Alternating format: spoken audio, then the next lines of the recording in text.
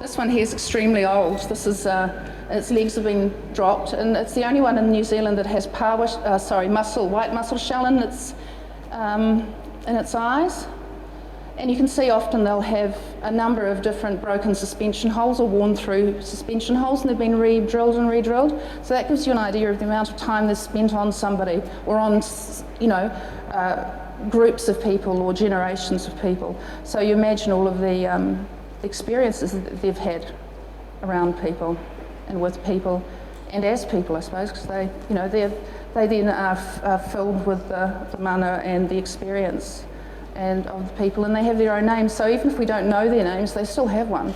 And I like that oblique relationship to the idea of knowledge being right, and you have to know what's going on. Well, in fact, you don't have to know what's going on. And in order to photograph these, I can attend that kind of lack of knowledge. It stands, and it's there, it's in front of me. I can address that. I can walk around it as an artist. My art can speak to it. My art can be made thinking about that. And that relationship with meaning, which is very oblique, or meaning that in a sense doesn't exist, but it still exists. It sounds perverse, but I think that's what makes good photography, and what, for people who photograph objects like I do. So, oops, I've got a dry mouth, sorry. So they're only really little and you saw them about 7 level? Some of them are big, some of them are little. This one was quite big. Some of them are this big, some are that big. So what I normally do with these, I'm using a really big old-fashioned camera and very long bellows extensions and just old-fashioned lenses, and so they're quite easy to photograph because you can move the camera as much as you like, then you just move the little Heiteki sitting on its velvet up and down, and so they're not colour, because I thought, well, that would be too easy, because colour the beautiful voluptuous kind of physical sensual quality of pounamu, of greenstone, it's so powerful. I mean, it's hard to look beyond that often. So what I found was Heiteki were fantastic without colour, and so for me I was able to move past those kind of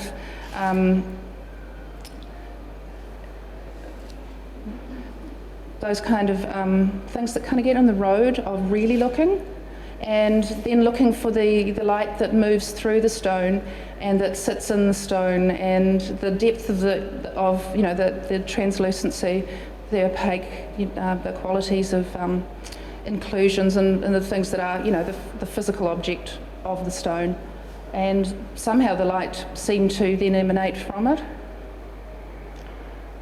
And the background's like that, just so you can get a feel of a kind of an imaginative space, rather than it's sitting in the studio or it's sitting on a nice pretty background. It's kind of the background that is there but it isn't there. So, and it's an old opera cloak of my grandmother's, so it's a kind of faux fur. So once again, it just kind of an imaginative world is a place that the idea of the Heiteki can exist.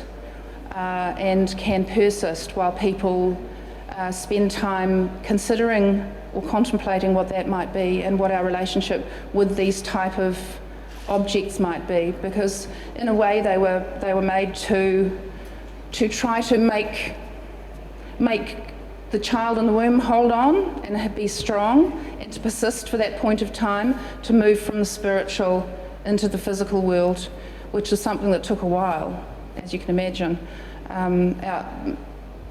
So as that baby sat strong in the womb, and then would be presented into the world and move through that birth danger or journey, these were kind of amulets and ways of strengthening that relationship from the transmission from the spiritual down into the physical world. And I suppose I should say something about these guys. Once again, it was like flogging a dead horse.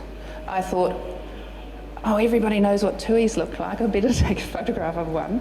But actually I spend so much time, and most of us in New Zealand, we're always looking up at tuis, so you can see its little poi of feathers on its neck, which are very beautiful. But I suddenly realised they had white feathers on their, the top of their wings, and everybody's going, "Oh man, I didn't know about that." And I'm going, I don't think I actually. Well, they're everywhere, but they're always up in the sky, so you don't get to see them. But I also like doing things that are, that are very obvious, but I also like doing things that are kind of overtly romantic at times, just because I like to prove it can be done, and it should be done. It's that, and I think beauty's kind of, as well, for the Sydney Biennale, that's reintroducing beauty and issues which are more metaphysical back into the art world. So they're so out of fashion that they're fashionable again now. But so these were kind of precursors of that idea. I'll be damned, but it's beautiful. So here you go. And just looking at that idea, for me, it was mostly, as I said at the beginning of the talk, it was more to do with the idea of going into the museum. And Victorian gentlemen had rampaged through our forests, whipping the last huia out. The very last two huia, male and female huia, were intercepted by a bulla, and they were supposed to go to an offshore island to breed and hopefully re-establish with some other huia. And he got hold of them and killed them, and then sent them to a collector in England. And it's that whole idea, there's only a few of them left, we may as well go and kill them all before they die, before somebody else gets them, like a cat, or they fall out of the tree, and of course you can't collect them there, can you? So for me it was just more another stubborn look at things that we think we know. And everybody thinks they know kiwi, but very few of us have really ever seen them. Though it seems they're coming out of the bush a lot at the moment up north, because it's been so dry over there. They're getting forced out during the day to eat, so that's a bit of a worry. I just like the idea of people actually having to think about their native birds, and I think there has been a real a revivifying of the kind of social conscience about our birds in the last 10 years, which is fantastic, because you can now see earrings, with fantails on them. All of the New Zealand kind of cultural shops and fashion things, all the girls are wearing, things that are, jewellery with feathers or tuis on it. And so I've just been very interested in kind of helping that along, just getting people thinking about the really, really basic and humble things that make our lives important. If you, look at kiwis, they're ridiculous. They don't even look like a bird, really. They've got this ridiculous long nose, and they haven't got any, we know they haven't got any wings, but they've got these funny little feathers that look like fur, and they kind of behave like, I don't know, Echidna over here I saw written that kiwis are kind of in an ecological niche that is not for birds. It's not a bird place.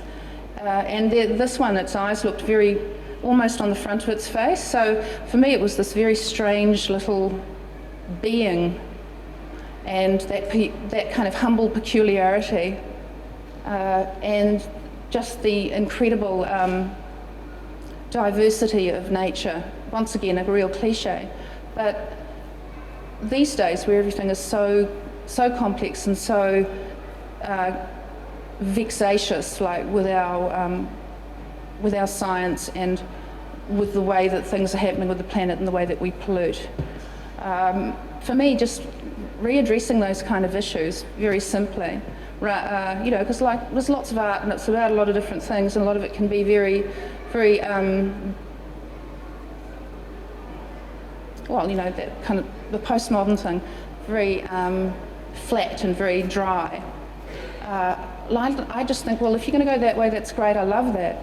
But my way of dealing with it as a balance is going back just to simple things in nature and saying, yes, we can do this. This is actually worth more than you can possibly imagine. And so for me, it's a challenge to try to say something about one feather or the back of one little native bird.